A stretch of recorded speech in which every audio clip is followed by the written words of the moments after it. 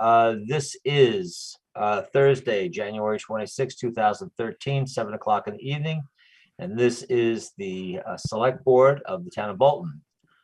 First agenda up are signs. We have signs. The first one is a request for approval of a 9x2 sign. This is a 9x2 foot sign for Main Street Dance Center located at 626 Main Street.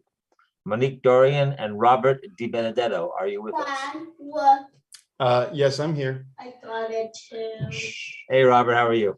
Good. How you doing? Good, thank you. Good.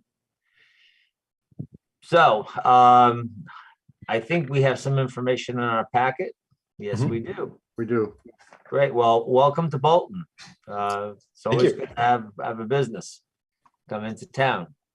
We're very excited about the place and excited about the opportunity to work there. It's a Great. very good location, and we're happy with the surroundings there too.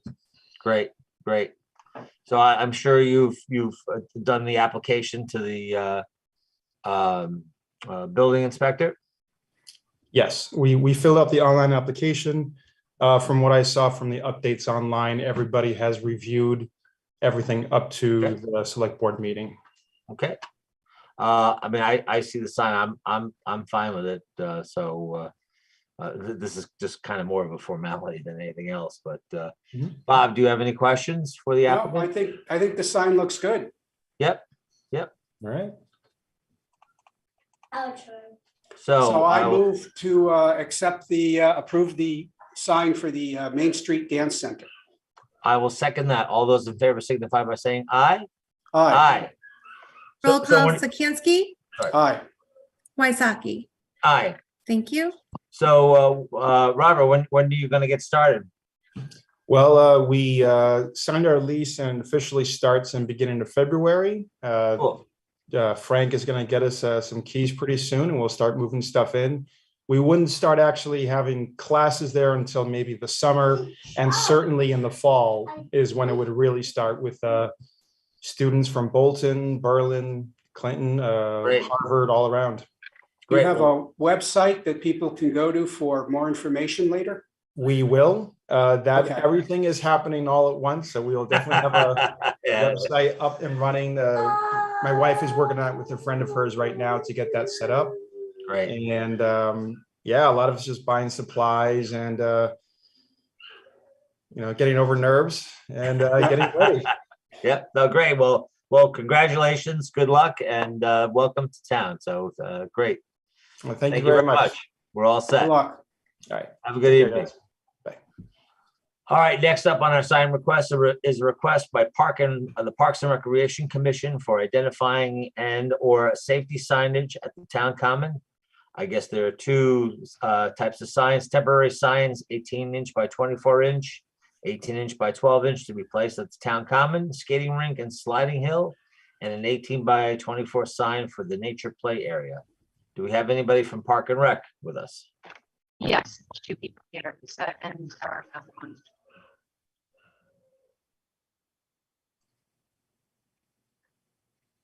That was Erica Mond speaking. Yeah, I don't know if you heard me, sorry. Yeah, you're breaking up. Yep. Lisa Sheppel is here as well. Okay, great. So, I mean, we've seen the signs. Can you just give us where these are planning on being put? So the one about the rink will be right as you come up to it from the building straight over to it. And it will be in the ground there, but again, it's only seasonal, it's temporary. And then the other playground risk is for the hill, the sled hill. Mhm. So we're thinking about maybe a third way on the left side into the lift. So it's really in the way for anyone's spaces at the pavilion, because it's specifically for the sled hill, but it would be visible because parents would be able to see it. Okay. And then the third sign is for the play space sign. So that's where the natural play area would be. So Okay. that's, so we can start putting things. Great. No, that sounds great. Bob, you have any questions? No. No, Okay, signs look fine. I'll take a Great, motion to thank you. approve. So moved. I'll second that. All those in favor signify by saying aye. Aye. Aye. Vinnie, you're muted. I know, I was trying to get back over to the unmute button. Roll call, Sikansky, Aye. Waisaki. Aye. Thank you. I know that unmute button can be pretty feisty sometimes. Thank you very much. Well, good luck with that. Next up, Thanks. and we're right on time. The discussion with the Human Resources Director, Kristen Noel, presentation of the wage survey and recommendation to change the town's clerk's position from elected to appointed. Kristen, are you with us?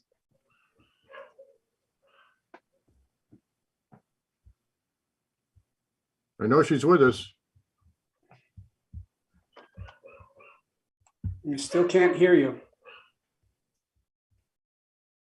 Yeah, you're muted, Kristen. It looks like she's working on her sound. Kristen, if you're having trouble, you're welcome to come up and use mine.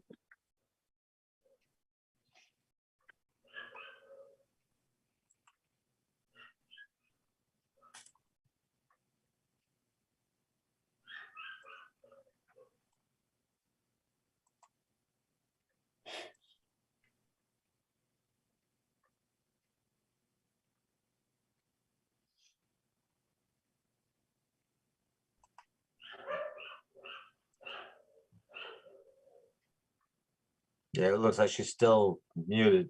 Yeah, I'll run downstairs and see if she's having trouble. Okay. I'll be right back.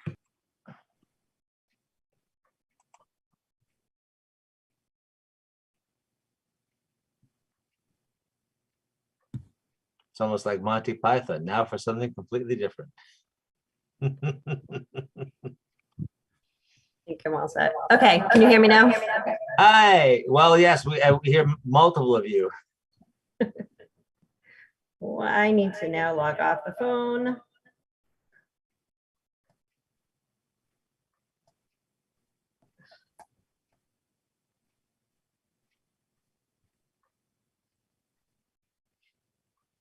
Okay, is that better? Yes, excellent. I Hi, am so Kristen, how are sorry. you? Good. I'm not a great way to start. I apologize. No, that's fine, that's fine. Technical difficulties. Thank you very much for allowing me to speak tonight. And I wanted to, again, I want to kind of just jump right in and let you know what I've been working on in the past, I'd say 6 months. So Dawn has tasked me with the opportunity to conduct a salary survey for all of our non-union employees.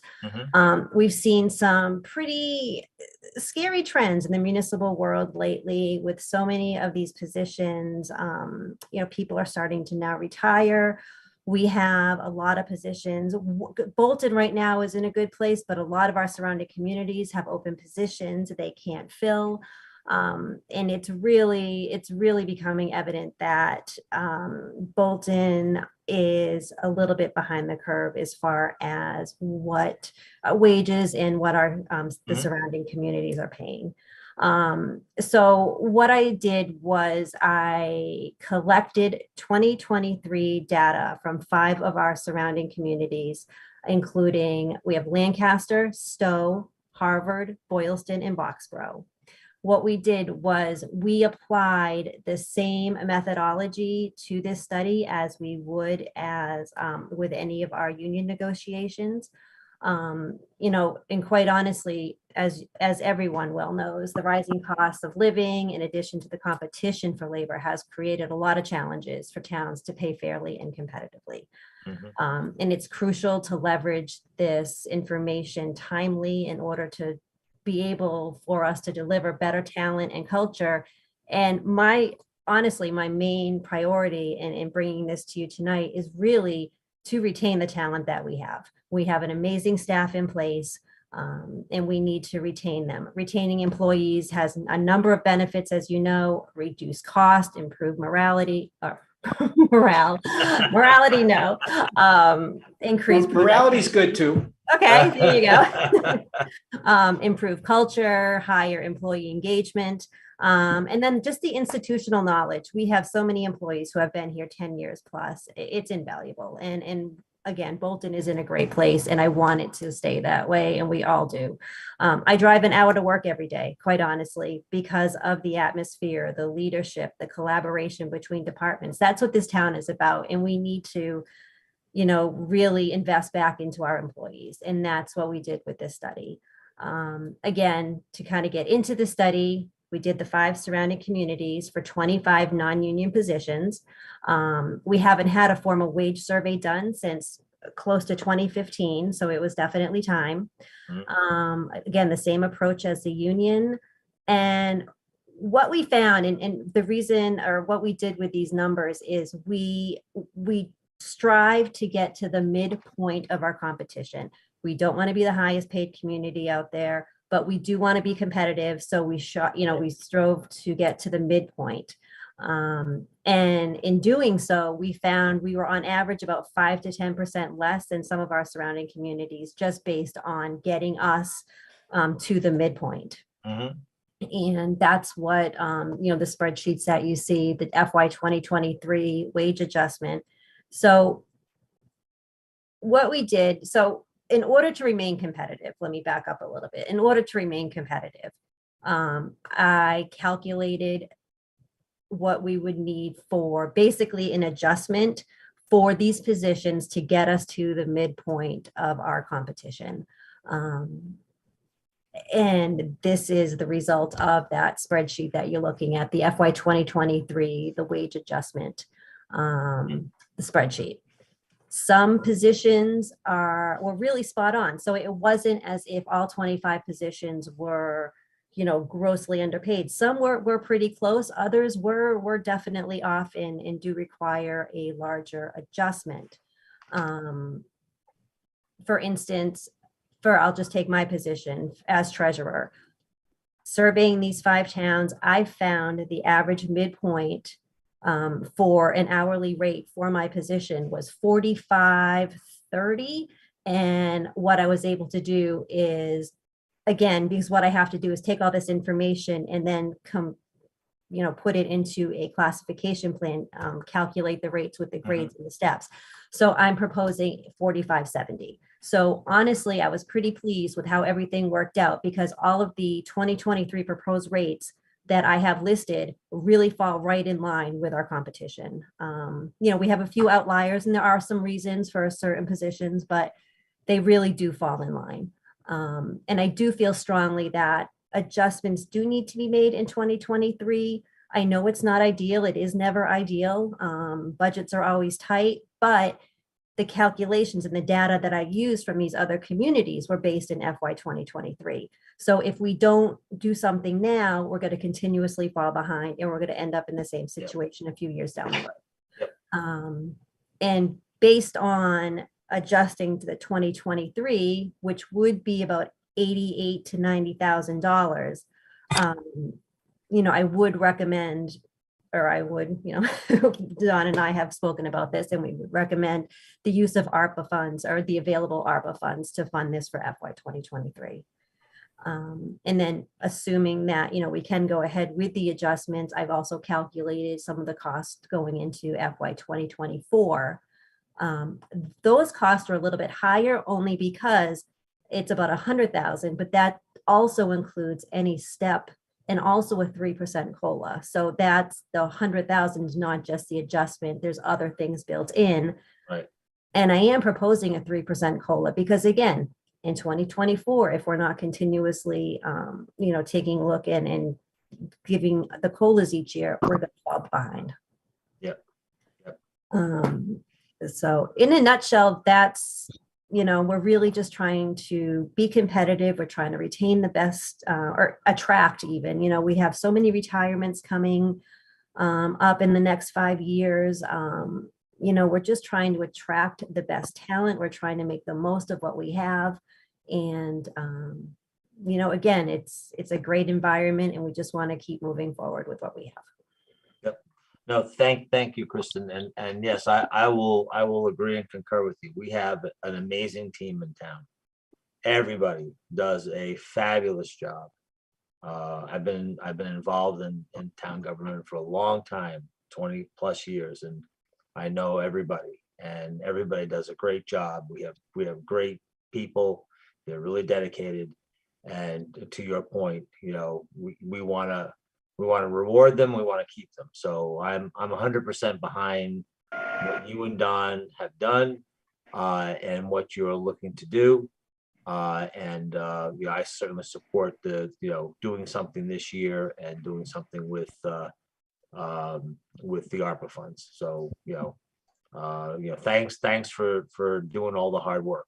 I know it took a long time, and that's just greatly appreciated. So I'm fully on board with it. So.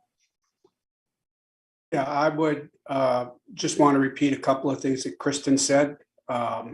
We have gone through negotiating cycles with, we're currently engaged with the fire department, but we've gone through all the other unions in the past couple of years. A wage study like this has been done for every contract. There have been adjustments. It's appropriate to do that for, I counted, there's 25 positions here spread across all the departments of the town.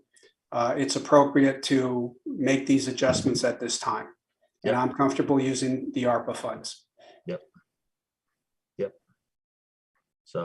So at this stage, what do you need from us, and what are the next steps?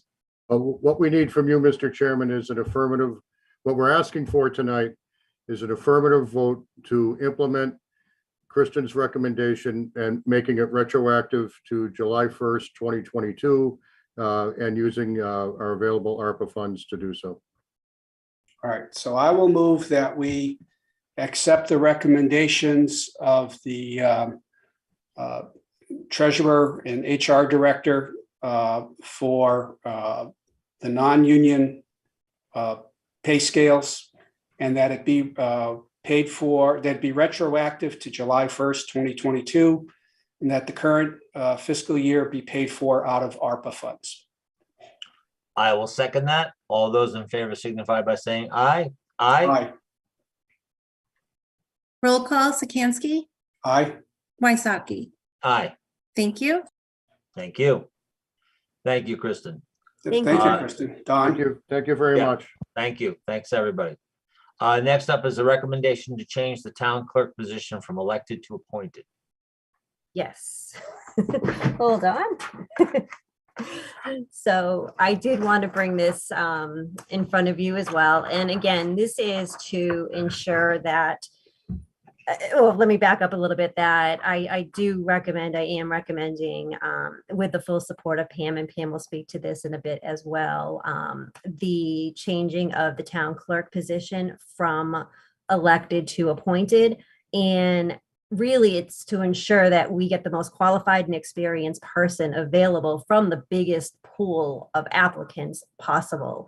Talking to Pam, the responsibilities of the town clerk, even over the past 15 years, has changed tremendously. There's a huge technical component in just the number and just the sheer amount of responsibilities with the elections and of new technology out there. It's really a very specific skill set, and we really just want to have the best. We just want to be, have the best opportunity to retain or to attract the best talent that we have.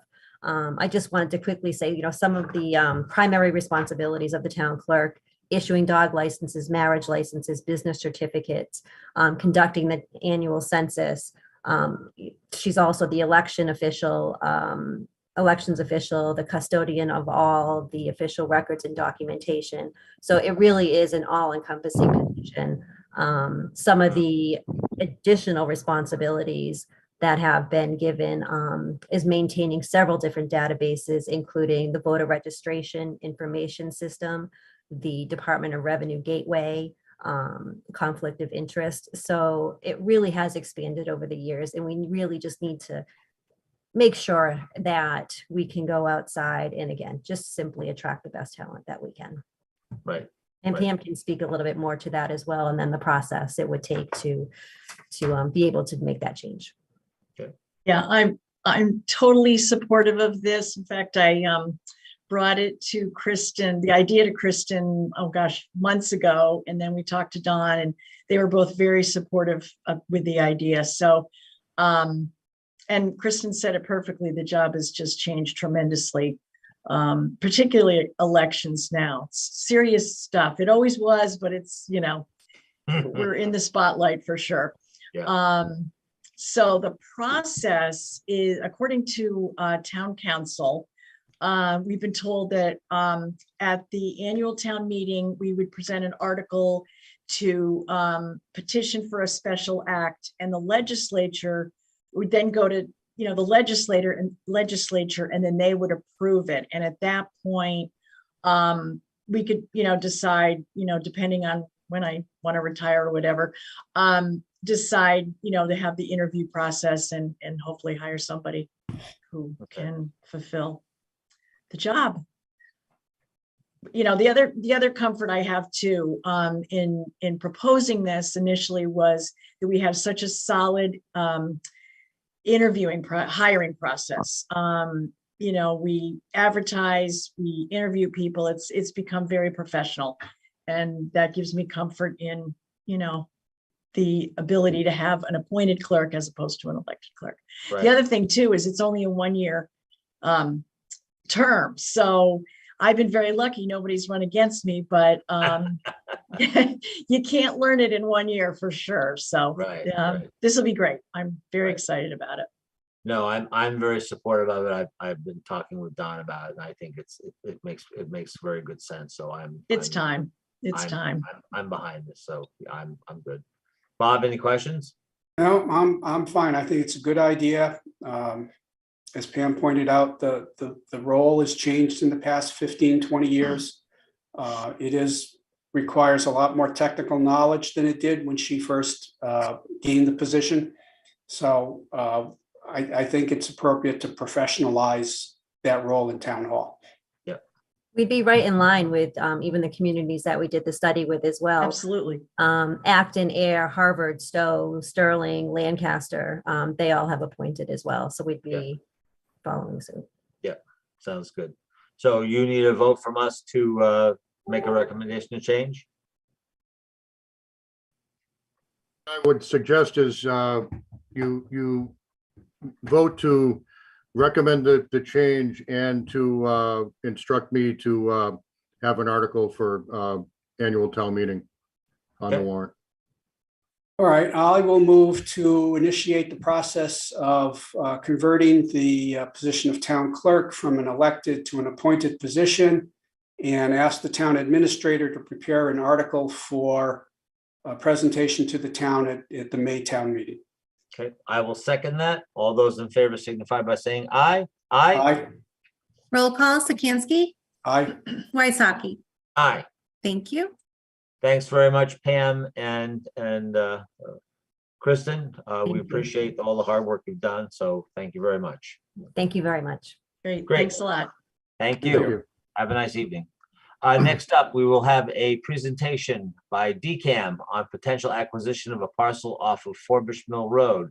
Lisa Veraci and Stephen Andrews, are you with us? Yes, Yes, we are. Good evening. How are you tonight? Good evening. good, good. We're happy to finally be here. I know we've had a few misstarts on scheduling this, but we're here to talk about a couple of surplus properties actually in Bolton that the town may be interested in. They're surplus to the Commonwealth.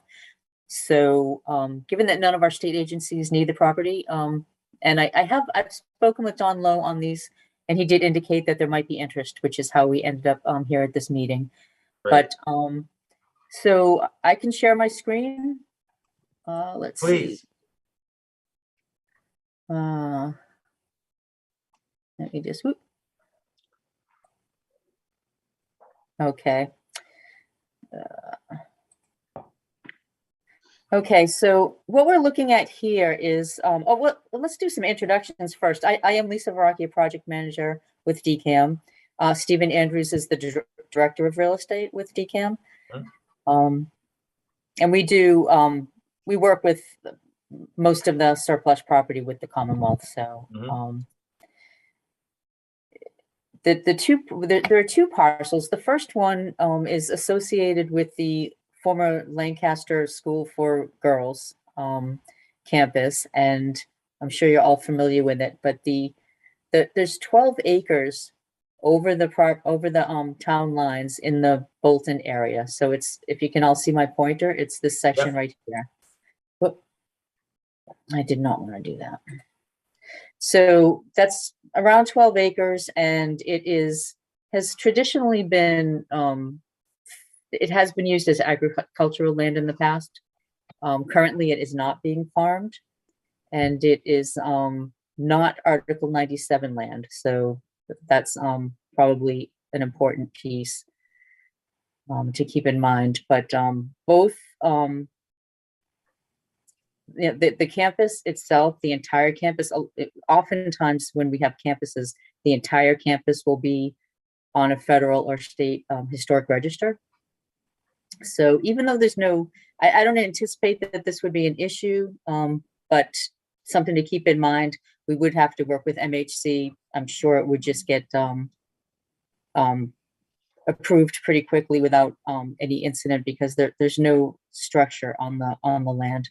Mhm. So there's that piece. There's also approximately 8.2 acres that with the one that you mentioned off of Forbush Mill Road, which is the Bolton Dam, or the swimming pool dam. So currently, there's a team at DCAM that is decommissioning dams throughout the Commonwealth that are no longer useful. So this one is on that list. So it's not available right at this point in time, but it would eventually be available. So we're thinking if there's interest in both of these parcels, we could put them in the same legislation, and then, just move with them as they're available. The parcel at the campus is going to be, I think, available before the dam is. Is So is the that, way we- excuse me, is that parcel abutting anything that the town owns? Like the Taggart property?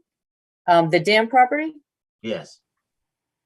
I believe so. I believe it's landlocked, and I believe the town does own property adjacent to it.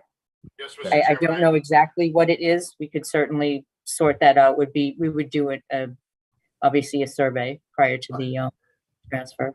Mr. Chairman, I checked with Rebecca, and it does abut the Taggart property. Okay, Okay. thank you. Sure. So the way we value properties, there's fair market value. So the option would be if the town wanted to just pay full market appraised value, the property would be transferred with no deed restriction. The other option is to transfer for municipal use value. So the property would be valued at the municipal use. I know the property at the campus, I know the town was interested maybe in adding it to the ball fields as a park and recreation use. So, for instance, in that example, we would appraise it for that use. And, obviously that comes in at a much lower value. So it's more affordable, but it does also come with the deed restriction. So if the parcel ceased to be used for that use, and certainly for any municipal use, it would revert back to the Commonwealth, should the Commonwealth decide to exercise that. just Exactly so what does that mean when it reverts back to the Commonwealth? So we hypothetically, we purchased that particular property and we use it as, and we get it for a municipal use value and whatever we pay for it. And sometime in the future, we're no longer using it as that, and for whatever reason, the Commonwealth exerts its right to revert it back to the Commonwealth. So what does that mean? I mean, does the Commonwealth then reimburse the town for the money that we spent to pay for the property in the first place? You know what, that would have to take that question to the legal department. Quite frankly, I haven't, I'm honestly not sure how they would, it's a deed restriction. So once that restriction is no longer in use, I do not believe I do not believe that there would be a reimbursement. You would have used it for that certain amount of years, and it is restricted. And upon not using it that way anymore, it would revert back. I do not believe there's any reimbursement. Certainly, after a number of years, the property may have appraised also, so the Commonwealth would certainly not want to be in a position to pay that increased value, but I would want to get legal confirmation on that. It's basically just, go ahead. We'll check with our legal counsel, but one of the things that we try to do with our municipal partners is to be able to provide property for a restricted use. That means we're significantly driving down the price, the market value of the property, so the town can afford it. And also we're looking to bring kind of like a public use to it. The reverter kind of kicks in that if the town decides that, we want to put it out for housing, or we want to put it out for another particular use, you would have used the property for a number of years. I have not seen where there would be any kind of reimbursement. Well, we can do a check with our legal department, but I think it's highly unlikely, given that, for the most part, we try to get fair market value for our properties. The only time we drive down the value is when we're working with municipalities. Gotcha. I guess I'd be interested in knowing how tight the deed restriction is. So this deed restriction makes sense to me in the sense of Bolton uses it for 20 years and then decides we don't want it, we sell it to someone. Well, in that case, that makes sense that it reverts to the Commonwealth instead. But if we are still using it for municipal purposes, although not the one 20 years from now, not the one we originally specified, I don't see why, so long as we're still using it, it would revert to the Commonwealth. So I'd like to understand how tight the deed restriction is. I think what we would do is try to look at a number of municipal uses, maybe office, open space, ball fields, and try to come with a reasonable price for the different markets municipality would utilize the property. That could be kind of broad so that we don't get into the tanglement that, if you've changed the use to some other municipal use, we're going to try to see if we can cover that use. So that would be probably the best way. We're really, and I'll check with our legal team, but we're really looking at if it comes out of the municipal use and you decide to make it market rate housing and you go, we sell it to you for $5 and you sell it for $300. Now, that's the challenge we're looking for. So, we'll try to figure that out through our legal team and see how we can work through something that covers, a very variable amount, varied uses under the municipal restriction. Okay, that sounds good. Yeah, Okay. generally speaking, the different municipal uses don't have big deltas between them. Because one municipal use to another municipal use typically won't be a big gap. So we don't normally see an issue like that at all. It's really the difference of, selling on the full market value to a developer as compared to ball fields or, a firehouse or something like that. Right. Okay. Thank you. So that's the real reasoning behind it. So. Mhm. Okay, so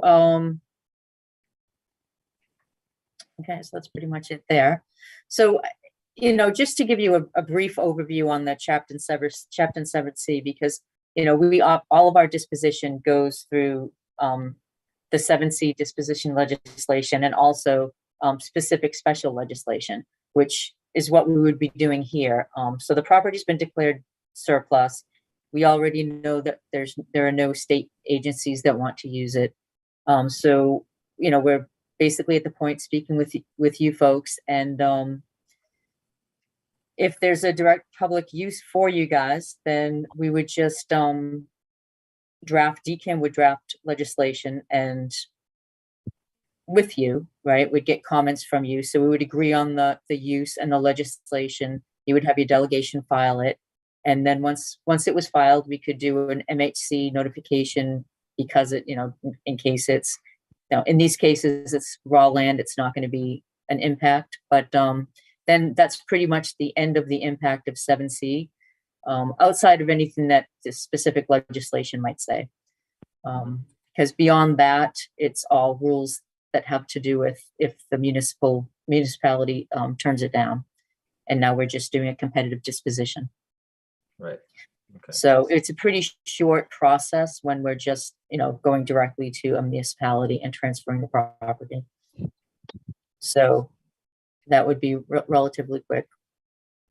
And again, this is just, this slide really just restates the values. Right. We would be able to offer it to you for municipal use restricted value. And the legislation would direct the sale, and the appraisal methodology would depend on your use. Whether you wanted to, if you wanted absolutely free reign on what you do with the property, then fair market would be the way to go. But if you're going to be using it for municipal use, definitely go with the, the municipal valuation makes sense. Right. Chairman, may I ask a procedural question? Sure. The draft, the legislation needs to be drafted, obviously, by your attorney and reviewed and approved by the town. So what I don't know, I've never done this before. So my question is, it's January 26th and the selectmen sign the warrant for annual town meeting on March 30th. So we've got 2 months. Is the wording for the article the actual legislation, or would the wording for the article be to pursue acquiring the land as basic as that, to submit a home rule petition, whatever, a legislative act to the legislature, or do we need the actual wording of the legislation for town meeting? Steve, do you know the answer to that question? I think that would be whatever the town is comfortable. Yeah, that's kind of your Yeah. rules. If you want to move quickly and you don't think you need the actual legislation, and you could put the article in and say for legislation that will get approved by a town at a later date. We will try to draft that legislation and get it to you fairly quickly. We do it in many municipalities across the Commonwealth. So we may be able to put legislation together before you have that meeting. I have to check with our legal team. We got a lot of different things happening, but we can give you a target as to when we can turn something around. So Yeah, okay. based upon when our legal team can finalize it, we could go either way in order to move it forward. Okay, I appreciate that. I've got to review the first draft of the very preliminary draft of the warrant with our legal counsel in another week or so. So I'll pose the question to him as well as to what he thinks would be best. Not a problem. Thank you. Okay, what was the date of the next meeting, that meeting again?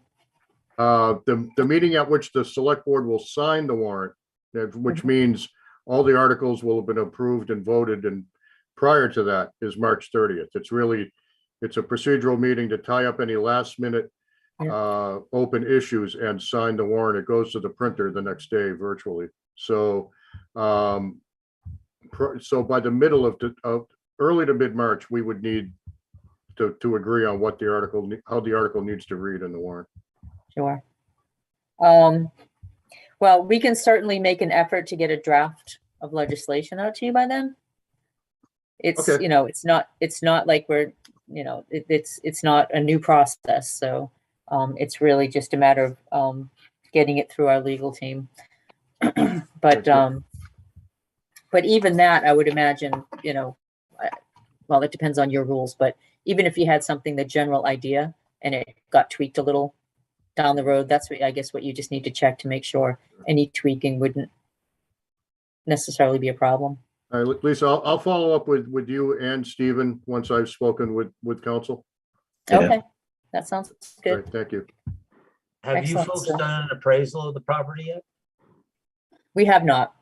We generally don't until we, confirm that there's interest and we get legislation passed, because, getting the draft legislation and working out the language, with the municipalities is one thing. Then it gets filed and we don't really have any control over that timeline. So, appraisals go stale in 12 months.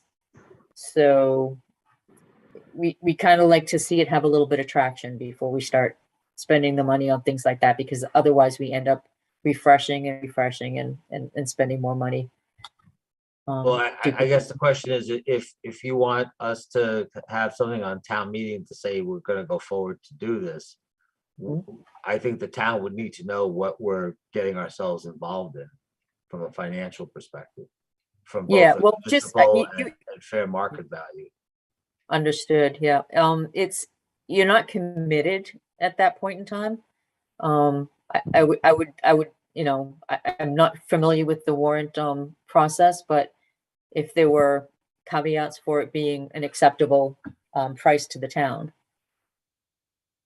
At the article at town meeting only authorizes the select board to pursue it. If something were to come up where it became unattractive, then the select board could always vote to not close the deal. Okay. So we're not committed to acquire the land at that point. We're committed to pursuing the acquisition. All right. Even after legislation is passed, you can pass up on it. We would just go to the next step and go to a competitive process. So you're never, really tied in. Gotcha. Okay. until Okay. it's done. Just out of curiosity, is the whole parcel also in Lancaster being disposed of, or just this piece? Lancaster, it has expressed interest in that parcel. As a matter of Okay. fact, I think some legislation was filed this past year, but it did not make it out of the off the floor. So Gotcha. it made it, Okay. yep. So that will be getting refiled. Okay. Is there anything you need from us now? Don, anything that we need to do now, or just, No, nothing formal tonight. It was important to have Stephen and Lisa in here so they Yep. could get you familiarized with this, get you familiarized with the process, that obviously the first decision point is when we do get the draft legislation, whether or not it works for the town. But this was a good informational session tonight, Mhm. and I'll continue to work with them. great. Well, thank you very much, Lisa and Stephen. Well, I have a question or a comment, or one of those two.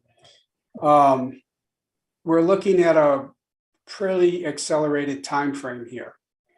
And in order to move things along, I would recommend that we focus just on the land abutting the current soccer field and not include the pond at this time. Because based on Bolton's own experience decommissioning a dam a few years ago, I think the legal issues and the legal back and forth negotiating over terms and precision would just slow this down. So I think we should make our effort for this year to be just one of the parcels. I would only say this, and you can do it either way, but if we did include both, you're under no obligation to take it. And we can make that very clear that we could delineate the parcel that you're looking for. But what happens with legislation, and you guys probably know as well, is it takes a while.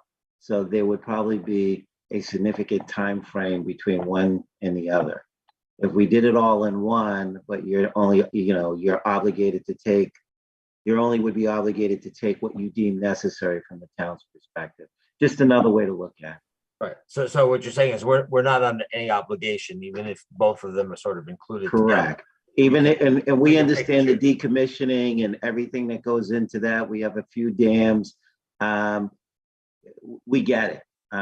But, I've been around for a while, maybe you guys as well, and getting things through the legislature is, can take some time. So if we did it all at once and you guys said, at this particular time, we're not interested in the dam parcel, but we are very interested in the recreational parcel. We're going to take the recreational parcel and hold off until everything's done that we deem necessary for the other parcel. We would go through that process with you. Chapter 7C is created really to allow the Commonwealth to first give the state an opportunity, and second, to give the municipality a chance to work with them before we go to a competitive disposition process. So we're only trying to work with you in terms of, meeting both obligations, but if you decide the recreational parcel is $1 too much and you want out of it, you're out of it. Well, okay. I do think the pond parcel is desirable. I just don't want it to hold up the works. Oh, it wouldn't have to. The legislation will read that DCAM has the authority to, to sell various parcels in Bolton to the town of Bolton, and then it'll go on to describe them, and they don't have to move in tandem. Okay. Okay. Sounds good. Okay, so we will get on the legislation as quickly as possible, so you have something to review.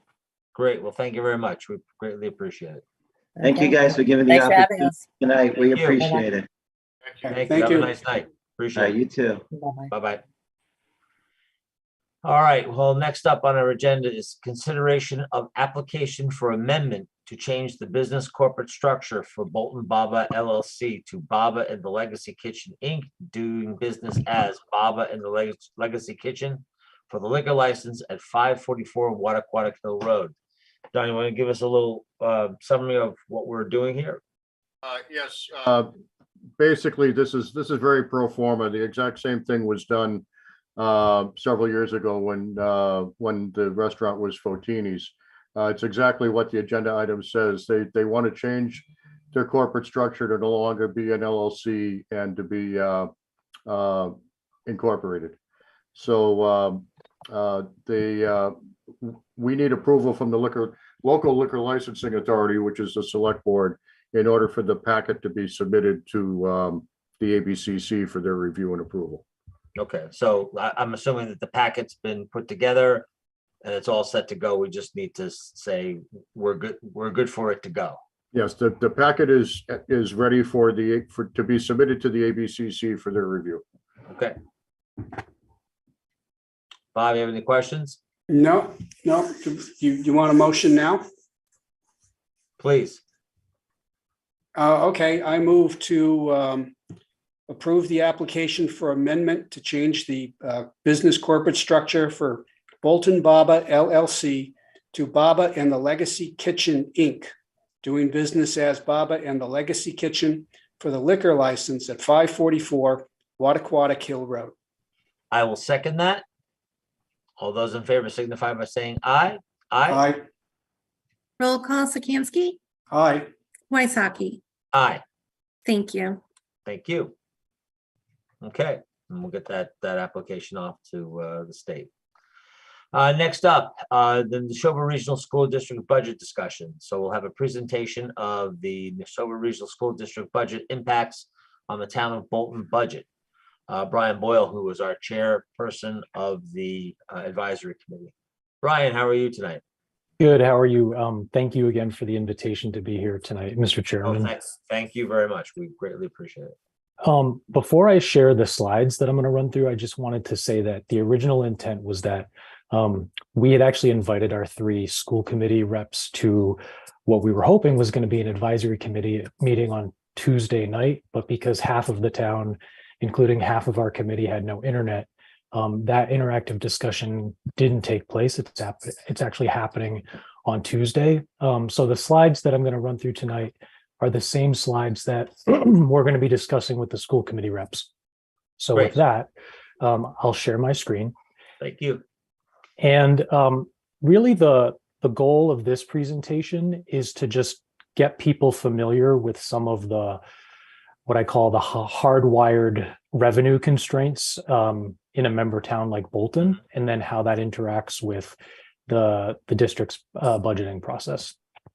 So first, I just wanted to highlight with a snapshot of the school district's revenue. And this is looking at last year's, or the current fiscal year's, voted budget, which was a total of 62 million. The revenue to support that budget, 50 million comes from the 3 member towns, and then 12 million comes from other sources, including things like Chapter 70 aid.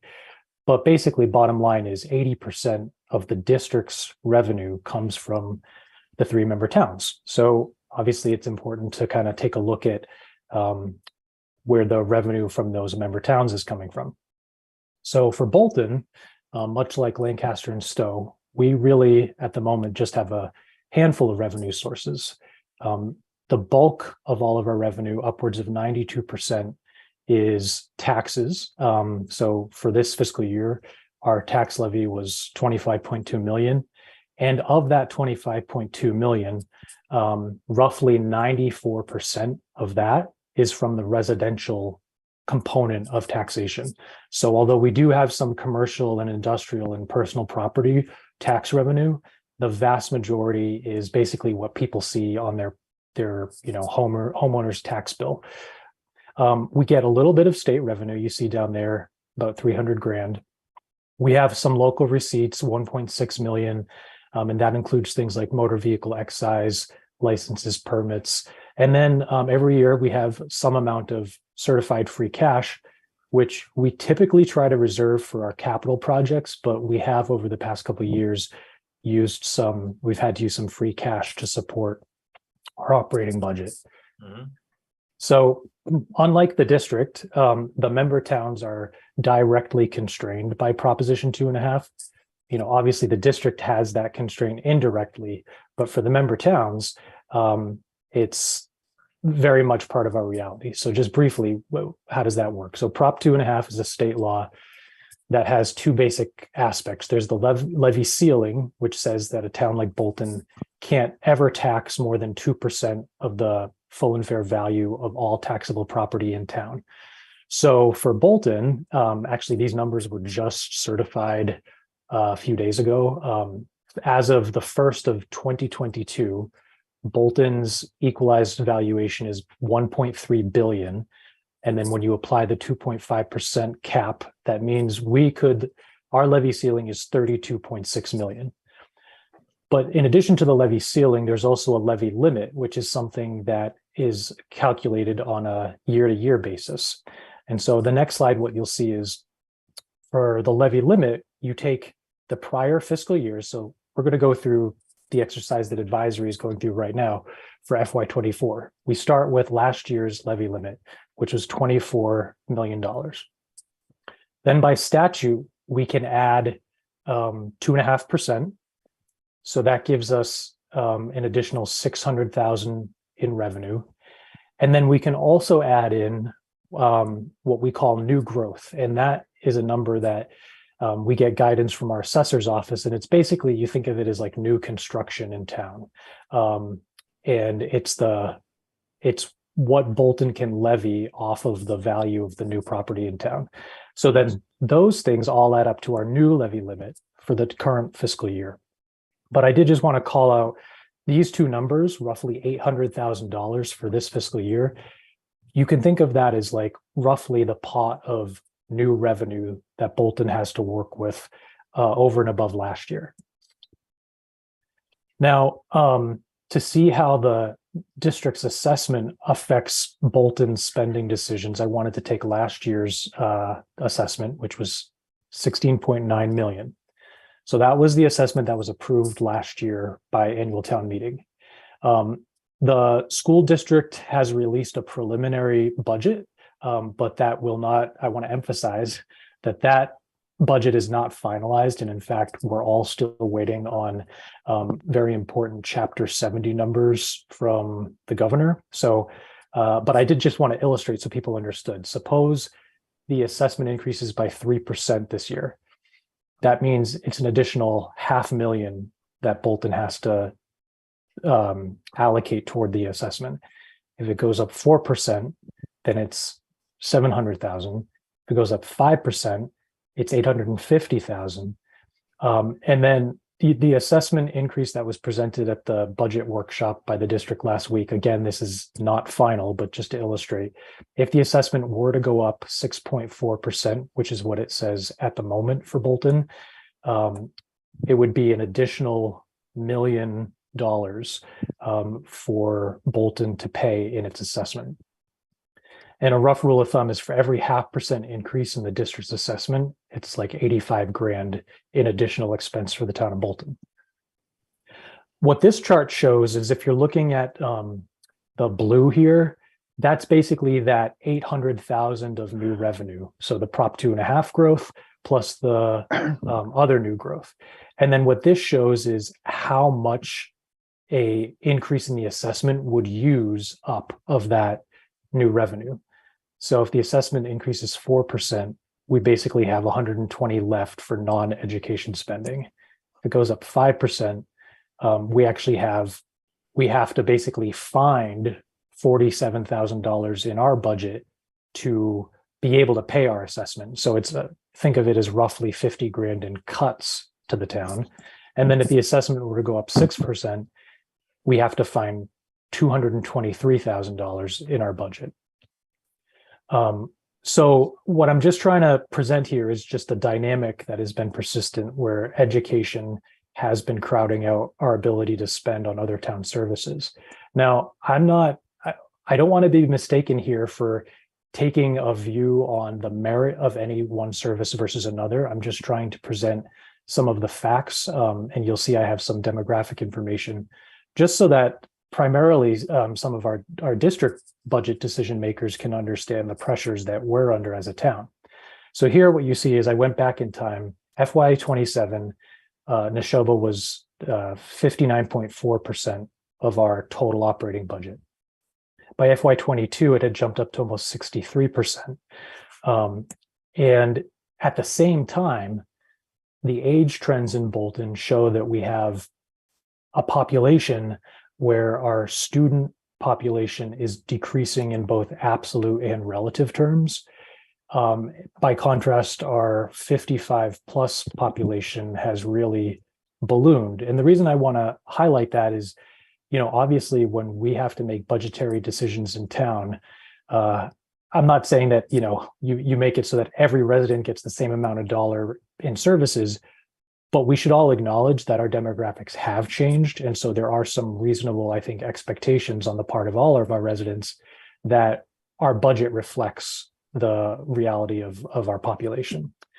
And you can see here, I want to thank the town clerk's office for providing these statistics. What they do is they do a census every year so we can see how the age brackets have changed over time. And you can just see this 65 plus going way up, and the 5 to 19 years going down, a slight uptick recently, but still not where it was. So anyway, those are the slides that I'm going to talk through with our school committee reps. Yep. And I appreciate the opportunity to share the information here with you tonight. Thank you, Brian. I appreciate it.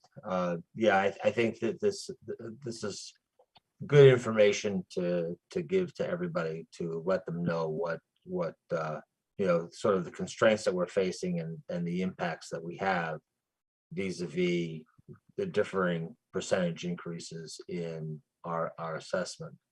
I took a look at the slides that were presented at the January 18th budget workshop, and it was very interesting from FY18 through right now, assuming the 6.04% or the budget of 65 million. The school district budget over those 7 years has gone up over $13 million, which is 50% of our entire budget. So it's a dramatic increase that we've had to support, and all three towns have had to support. So it's I think it's good to show what those impacts are. Bob, any questions for Brian? No, no. Brian made it very clear that the growth in the education budget is outstripping the growth in Bolton revenue, with the consequence that the town, in order to balance the budget, has to cut necessary town services. And we had a discussion earlier tonight about the need to retain good people. I don't think we should be going down the path of hollowing out the town in order to provide the school district the opportunity to increase as greatly as Stan pointed out. So I thank Brian for bringing this to everybody's attention. Yep, and we certainly look forward to working with our reps in the school committee to figure out what they can do to continue to provide educational excellence, but to find places where we can streamline. I mean, as we have discussed, we do that in our own town from the beginning of January through the end of March, and scrubbing our budgets. And we certainly hope that the school committee does the same. As you recall, Bob, we took a vote last meeting about that. So we look forward to getting that feedback. But the kinds of increases that we've seen over the last couple of years are really no longer sustainable. We have a very flat organization in the town of Bolton. I know that within the school the school district, there are many more dimensions, but there may be many more opportunities to find ways to gain some efficiencies, and we look forward to working with everybody. There's only so much money to go around, so we'll have to figure out how to apportion that. Mr. Lowe, any questions from you? Any comments, or can we move on? No, I think Brian touched on all the bases. I'll just add one data point, which is that I'll be completing my 14th year with the town March 2nd. And in that time, we have added one full-time position, which is full-time fire chief. We were the last town in the area to do it. We were going to need to do it anyway once our population hit a certain level, but we needed to do it to make sure that we were providing the type of public safety services that we need to for the town. The only other new position that we've added is a Parks and Rec coordinator, which right now sits at 19 hours a week. So we definitely have been constrained by what we can do as far as headcount, which in turn directly impacts services to the town. Yep. Could I just say one last thing, which was, Sure. I did want to thank again our 3 school committee reps for rearranging their schedules, Amy Cohen, Amy Vessels, and Mike Haresh, to come to next week's advisory committee meeting, because I know that they want to have this conversation, and I really appreciate that. Yep. Thank you very much, Brian. Yes, and we thank our school reps for being flexible. Can't help the snow and the ice and fallen trees, so I hear what you're saying. Thank you very much, everybody. Appreciate it. Next up on our agenda is an update on the Neshoba Regional School District Building Project. Amy Cohen and Kirk Downing, are you with us? Chair Wasaki, thank you for having us here. Mr. pleasure. Sikansky, Mr. Lowe, thank you for allowing us to join. I'm here with Amy Cohen of the Neshoba Regional School District School Committee and resident of Bolton representative. You should have received 2 things. These are our board briefs. You have number 1 and number 2, hopefully in your meeting materials there. The first one, as we appeared previously about the project, it's general information about the project. What I'm here to brief you on this month regarding the school building project is that at this month's school building committee meeting, the real primary focus was on incurring debt and funding the project. As Mr. Sikansky, a member of that board, is well aware. So I just wanted to brief the board real quickly and any town members that may be watching on that process. So later on this year, we hope to get our final estimates in sometime around mid-May, at which point we'll go through a process of looking at those things through our working group, then through our school building committee, and then ultimately recommendation to the school committee, under which they will utilize Chapter 7116 D as in dog provision. It's in the Mass General Law for how regional school systems incur debt. And the process for that is that the school committee would vote to incur the debt.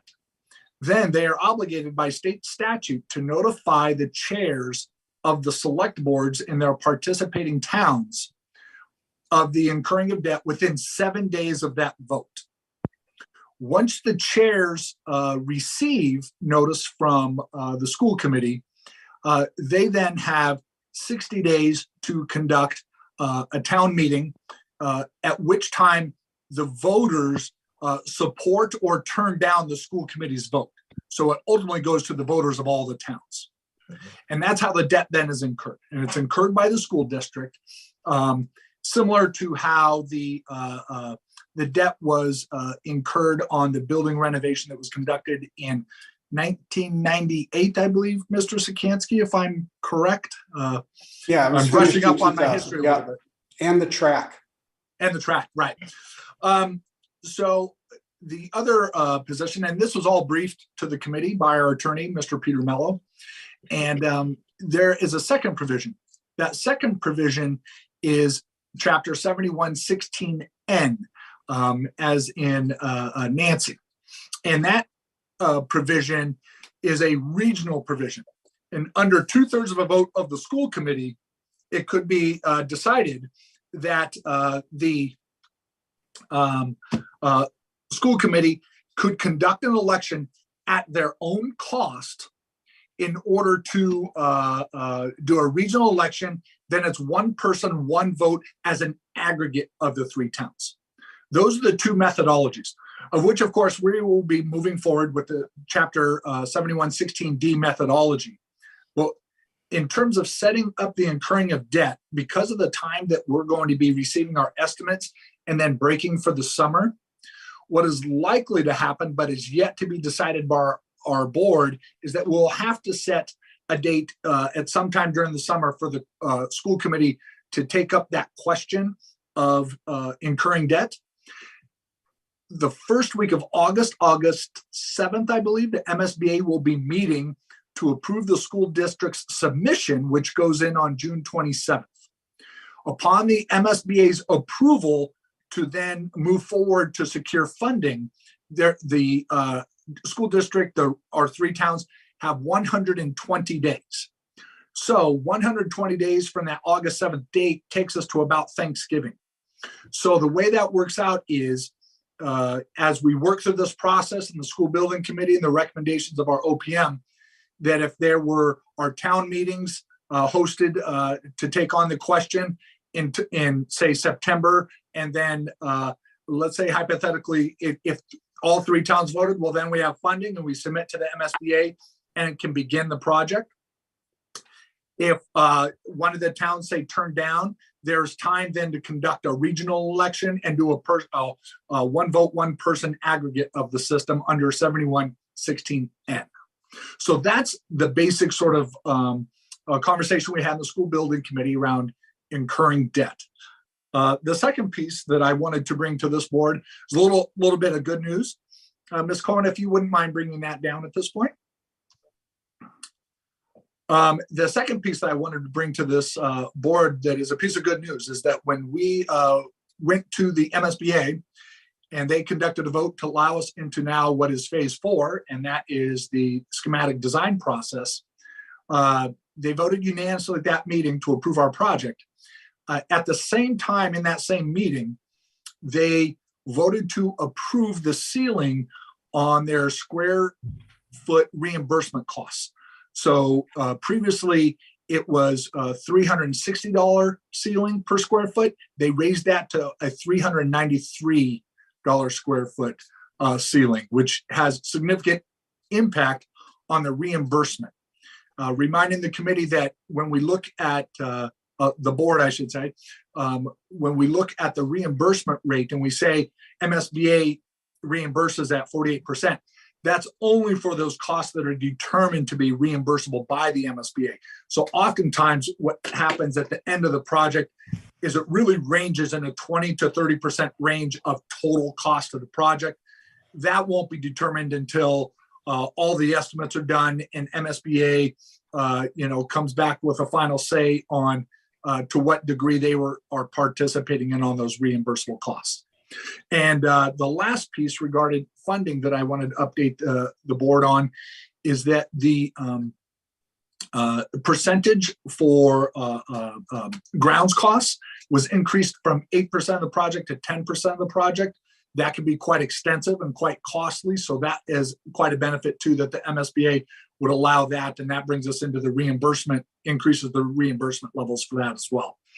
And the last thing is just, I think, a piece of good news. That is a celebration for all the hard work that our committee, are all the people the parents and the students that participated in the educational visioning process, our educators that have worked in their committees. Our educational plan that went to the MSBA for submission for schematic design was commended.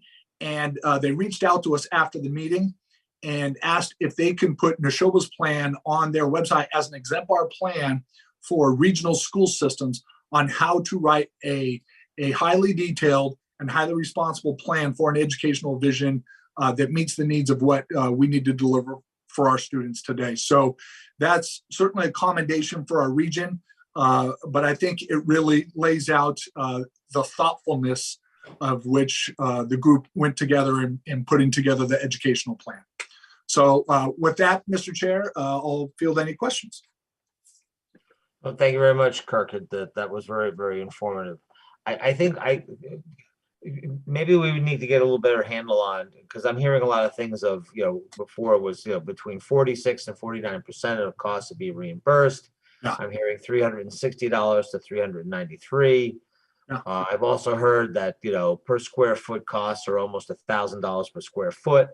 So what is the potential reimbursement? Because there's a lot of numbers being floated around, and 46 to 49% of whatever the cost of the schools are different than, getting a percentage of $393 a square foot when it may be costing us well over $1,000 a square foot to build. So when the MSBA publishes the reimbursement rate and determines that for a school system, that percentage is not a literal percentage of the project. And I think our OPM and our board has been clear about that. It is not just a straight reimbursement percentage. It's only a reimbursement percentage of the costs that are determined to be reimbursable by the MSBA. So for instance, let's say you wanted the standard classroom that is being built on the project at recommendation of the MSBA is $825 a square foot. They'll reimburse up to, and don't hold me to this number, Mr. Wasaki, because I could be wrong. Our Sure. OPM's not here, but let's say it's 925. If we said as a school system, we want 1,000 square foot classrooms, that 100 square feet above the MSBA participation rate would not be reimbursable. Gotcha. In that. So that's just one. I'm just trying to give that as just a very clean example. If we were to elect to redo the stadium area of the athletic field, for instance, those are not reimbursable costs. If we elected to do a baseball turf field, turf fields are not reimbursable costs. So we're not going to know the exact participation rate until we get to those final estimation numbers, and we're able to look at how we're able to do that. Now, what I will say is we have many parts of our educational plan that are, the MSBA has already said they're going to participate in reimbursement. So a major part of our educational plan right now is we have a demand for childcare in our system. And we also have an educational pathway of early childhood certifications for our students that want to take those courses. And so by integrating those two things together, we can build those synergies for our town and provide that instruction to students at the high school. The MSBA has said they will participate in reimbursement for the classrooms that would be required for the students there. So it's a lot of how we build the ed plan together for the programming that's outlined in the plan, ultimately to where we're going to be at. So Mr. Wysocki and all the people of Bolton out there, I ask for your patience. The numbers that you have now, they are just estimates. Right. And they're very conservative estimates that had large escalation percentages built into it, given the large escalation in construction costs that have happened over the last 2 years. So, projecting those escalation costs out, we know it's coming off as a timely project. There's no as an expensive project, there's no hiding that. But I think as the economy develops more here, and as we get those estimation costs, we'll have a sense of the number. two things that are helping us in that. One is the recent approval by the MSBA to raise their ceiling from 360 to 393. That's in the books. We know that that's in there. And we'll be hearing from our OPM what that potential impact will be at a future school building committee meeting. The other piece that we spoke to just a little bit in our last meeting, but can have some significant savings, and is that we chose to go construction manager at risk for the project. So imagining a scenario where our three towns approve this project, say by October 1st, it's at that point that the construction manager at risk can begin, the OPM can begin to work, and through the construction manager at risk process, begin contracting with the early phases of the building project while other phases are still in architectural rendering. And what that does is it's able to lock you into costs at that point in time, so you don't fall victim to escalating costs in a design bid build process. So our OPM is doing a great job of using all the tools at her disposal to mitigate those costs, because we're very mindful of the conditions of the times, and that we need this high school, but we need to do it in a way that's most responsible to the taxpayers of our three towns. Gotcha. Thank you. Appreciate it. If I could just touch upon one thing the superintendent just mentioned, the phrase construction management at risk. If you're not familiar with the term, I think that's a scary term. I want you to know that we've talked to very on in the process of being on the building committee, which I am. We talked to people who have overseen high schools built that way. They recommended it. If you go on the MSBA's website and look at all the schools that they've built in the past, actually up to the past 20 years, but all the schools in the past 7 to 10 years, and half of all the schools that are under construction now are using this construction management at risk protocol. So it's well tested. We're not going out on a limb by using it. It's an unfortunate nomenclature if you're not familiar with the background to it in terms of throwing the name risk into it. But it's a very sound and very well used and very widely accepted method of managing construction costs in high schools, elementary schools, and other public buildings. Great. Thanks, Bob. Mr. Chair, if I may add some color to that. Yes. Just yesterday, a team of educators took an excursion with the professionals from Skanska and KBA to Attleboro High School, where we met with the team of designers that worked on the Attleboro High School. They were both from those two companies, as well as the project team that we have. They used a CM at risk process in Attleboro, constructing a beautiful building that is highly responsible and coincidentally highlighted some of the same synergies in our plan that they have. So as Mr. Sikansky was saying, it is very much has become the predominant methodology in school finance of new buildings. Great. Well, that's good to know. Thank you very much. All right, I'm good. Thanks. Sure. Yes, Amy. I just wanted to add two things to what Superintendent Downing mentioned. I wanted to invite members who are watching a recording of this meeting or committee members viewing right now to like our social media pages, because they're going to be an important way to track what's going on with our projects. So we're on Facebook, Instagram, Twitter, and we also have a website that is continually updated with new information as it becomes available. So those are important ways for community members to stay abreast of what's going on. And I also wanted to just introduce myself as a liaison to the community. So if there are any other parents out there who, see me on the street and have a question, I'd be happy to answer them and bring it back to the building committee. So. Great. Well, thank you very much, Amy. Yep. Greatly appreciate it. All right. Well, thank you very much for the update. We certainly look forward to hearing more as things unfold. One point, Chair Wasaki, is Yes. when we do get those updates, I know that the select board schedule of Bolton is scheduled out through May, and I think that's because once you go through the proper town meeting processes for the next board, but we'll need to schedule a time to come back to this board after we get those cost estimates. That's just not currently on our schedule, but that is our intention. And I guess we would take that up with the iteration of the next board after that process, I suppose. Sure, whenever you're ready to come back, and we certainly welcome any opportunity if you'd like to come in to update us on anything, please just. Well, we're going to see you next month. Very good. Excellent. All right. Take care. All right. Thank you very much. Have a good night now. Appreciate it. Appreciate you coming. Take care. Thank you. Bye. Good night. Thank you. All right, next up is our town administrator report. Don. Thank you, Mr. Chairman. I think Derby Field update will be on my next few. Not a lot of changes since the last meeting. I just want to let you know that the team did meet again. Rebecca Buchaya, DPW Director Randy Heglin, Maintenance Director, School District Maintenance Director Rob Frieswick, and Lisa Sheppel. And we just tightened up a few things.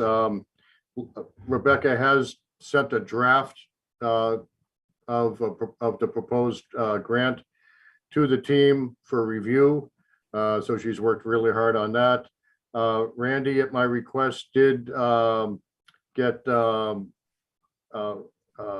engineer to commit to weather permitting, do a wetlands delineation, wetland survey for the property. So we know exactly what we're dealing with over there. Also, we've had some letters of support already in. Lisa's working on getting letters of support from all the users of the field and potential users of the field. The letters of support go a long way in the eyes of grant reviewers. So we're going to be meeting again in 2 weeks. And I think we're expecting the grant, the call for submissions to come out in March. So we're moving pretty quickly. I think we're going to be in good shape. I'm pretty excited about it. I think we can make something good happen here. So I will keep the board informed on that. Right. As far as the capital plan goes, as I look at my dry board to my right, I have numbers all over it. Most of them make sense. I can tell you that the school district, as I said before, submitted their capital requests. And I'm certainly very supportive of 3 of them. And the major one being the second phase of the Sawyer School, Florence Sawyer School second floor carpet removal and replacement with tile. We did the first phase this year. And I'll talk a little bit about where that came in as far as spending goes when I get into the ARPA review. But the other 2 are a fuel tank monitoring system for a fuel tank over there, and the removal of the Emerson Cafe sliding door, which also makes quite a bit of sense. So that totals up to about $186,000 in round numbers. Our DPW director, Randy Heglin, has submitted his 5-year building plan. I know you can't read it because I can barely read it. The type is so small right in front of me. We had 9 pages of this stuff. Randy was very thorough. I have pretty much broken down what I think we should do in FY24, and hopefully we can get to all of it because there's a lot of projects here. But I got a pretty good number for that. Also from the DPW, the vehicle requests, and 2 out of 3 of the requests could be paid for out of Chapter 90 money. Not that I'm going to get into the funding mechanisms tonight. There would be one that would not be eligible, a new Ford 350 for $115,000. But and I haven't landed on recommendations completely for funding mechanisms I'll certainly have that by the time I get into advisory, which is going to be February 21st with advisory. But I feel like I've got all the data I need to finalize a plan. I could put a plan together for Monday if I had to. Just thank God I don't have to. But I do have all the data. Of course, one of the requests from the fire chief is a new fire apparatus to replace engine one. That would require an article at this year's town meeting. It would not require the incurrence of debt or an expense of any kind, because given supply chain issues and the like right now, the new apparatus would be 20 to 24 months out. So there would be no commitment of funds if town meeting voted favorably on the acquisition of the apparatus. So with that being said, I've got everything I need. I just need to put a cohesive plan together that, because if you came in my office right now, the only person that would understand what's on my board is me. And we needed a little clearer picture than that. Brian Boyle was in here the other day, and I pointed to the board and I said, I really do understand the entire board. And he took it on faith and said he believed me. And then just segueing into ARPA funds, I can tell you in round numbers, very, very close round numbers, including what you voted tonight, we've got about $1 million in ARPA funds that are uncommitted. And I say approximately for a couple of reasons. One, the board had previously voted to commit $400,000 in ARPA funds to the Sawyer Road culvert. Subsequent to that, our state rep, Kate Hogan, got us an earmark in the economic development bill for $400,000. So we can reprogram that money, or most of that money, well, all that money. And also, as far as the Sawyer Road culvert goes, Randy has concluded that we can slip line the culvert rather than do a full replacement. So we'll be able to do that culvert at significantly less money than we had originally planned. Right.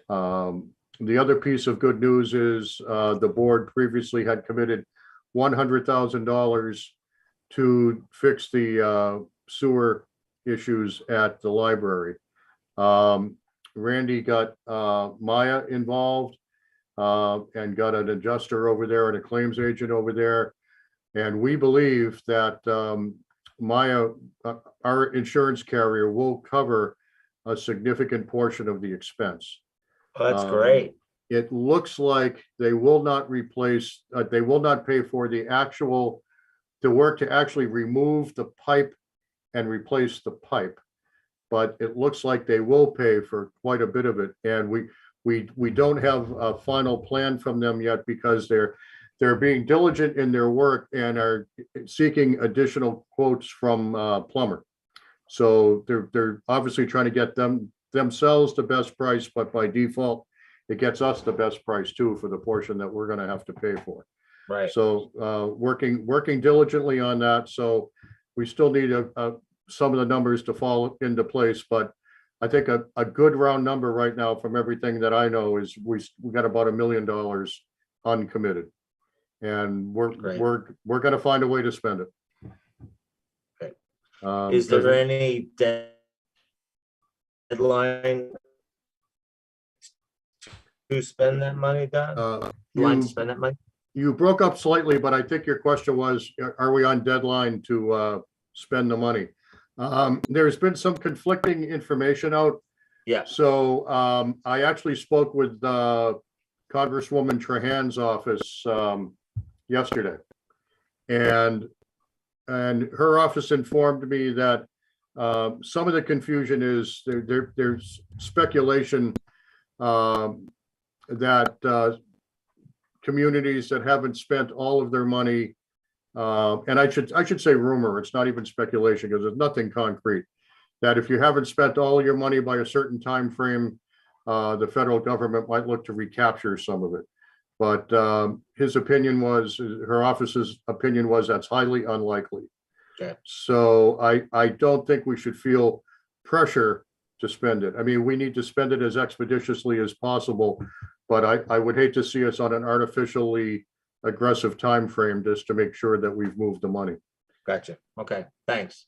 Appreciate So it. I think we're in good shape. As I've said before, when we first got the allocation, with it being 1.6 million, I thought, my God, how in the world are we ever going to spend 1.6 million dollars? It's so much money. And I could spend it a few times over right now with all the needs that we have, believe Yeah. me. So anyway, unless Bobby, you have any questions, that's all I have for tonight. I'm No, good, I'm Bob. fine. Okay. All right, next up is select board business, and first is public service announcements. Bob, do you have anything? I don't have any tonight. Just a couple. One, bottles and cans up at the transfer station, please, sort your stuff out. That's anything that has a deposit on it, and provide it to the Boy Scouts at the top of the transfer station in the Little Red Barn. Also, I know there's been some folks asking, we are in the process of switching from the stickers for garbage to actual bags. Our DPW director is working on that. We'll have more information hopefully shortly. Don, maybe we'll do a future agenda item discussion, maybe have Randy in to see where we're at with that, but that is coming to help with both compliance as well as discourage out of town folks from using our beautiful transfer station to help with the revenue there. The last item that I have is that I will be running again for selectman. I will throw my hat in the ring. My term is up.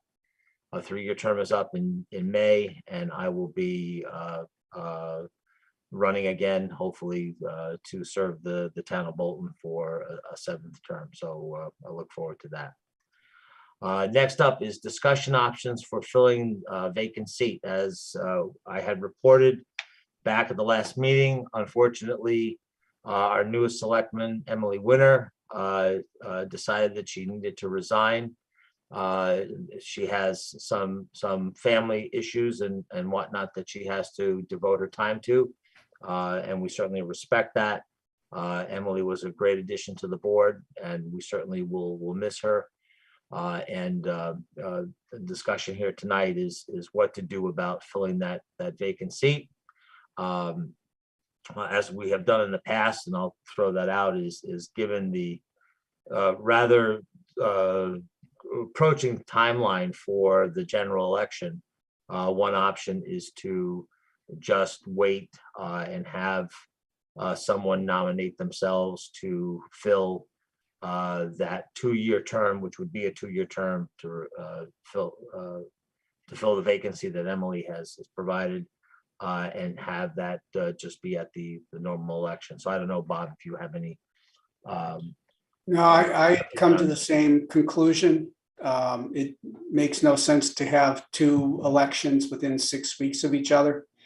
And so we should, when we have the elections in May, the 2nd Monday in May, if I recall correctly. Yes. That there be 2 positions, select board positions available, the 3-year term, which you would be a candidate for, and a second 2-year term to finish out the open position. For Emily's position. Okay. Don, do you need a vote for that? I suggest you do take a vote to do that. Okay. All right, I move that the vacant position on the select board be filled at the time of the regular town election in May for a 2-year term. Okay, I will second that. All those in favor signify by saying aye. Aye. Roll call, Sikansky, Aye. Waisaki. Aye. Thank you. Next up is future agenda items discussion. I think, Don, we just talked before, maybe having Randy come in to give us an update on where we stand relative to the conversion from stickers to the bags. I also would like to have a discussion. I know we did mention it before, but we haven't spent a whole lot of time about does it make sense to implement something where there is a sticker that we provide for people to affix to their automobiles, like say in a window? I know the town of Bolton did that years ago, but it may just be one more visual cue to help the folks, the DPW folks that are working at the transfer station. Maybe we can have that discussion when Randy comes in. Yeah, Randy and I have been discussing that. I'm sure he'll be ready to address it. Okay. Bob, anything that you'd like to put on the agenda for a future discussion? No, I don't. Just as far as the bags and stickers, I guess we've got to decide on a price for the bags. Yeah, I guess a part of that discussion, we'll decide whether or not we want to keep it the same price or increase it, and what to do if people have leftover stickers. So I think we can have that whole discussion when we have Randy come in. Okay. Okay. All right. Next up is the Eagle Scout commendation for Mark Kimball. I believe we have something in our packets. Yes. Okay. Yeah, I wonder if Jenny could show it, if it's appropriate.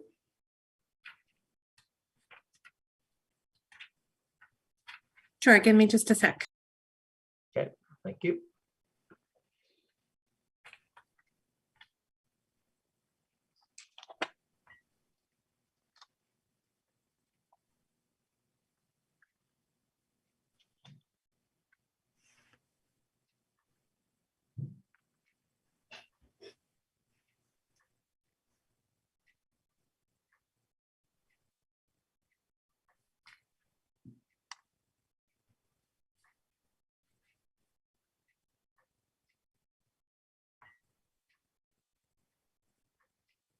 You know what, Jenny, as I'm sitting here thinking about it, it's got a home address on it. Maybe it's better we don't show it.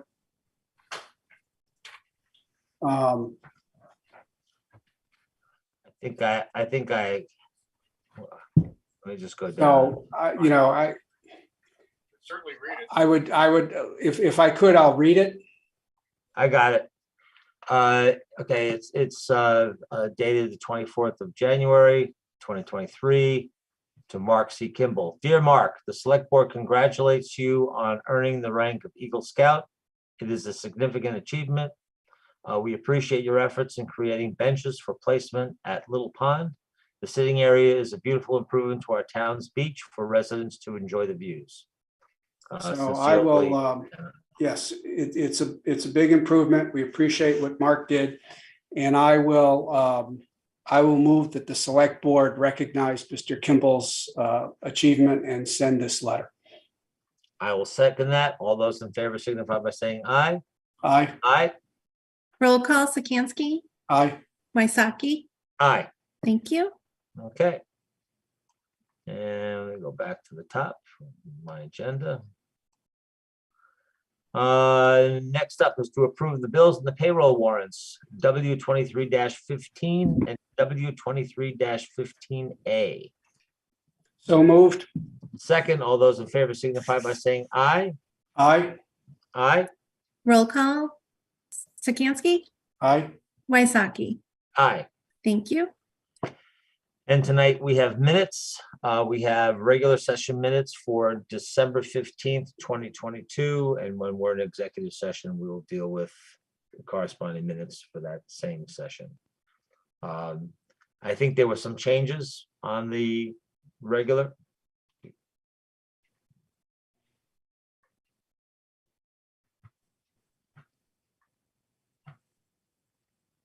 Yep, I'll share those now. Thank you.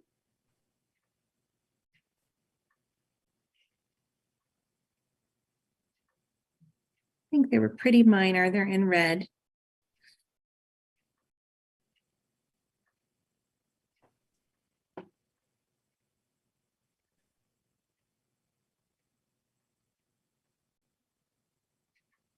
They were very minor. I could barely find them. Like right here, Gotcha. Yep.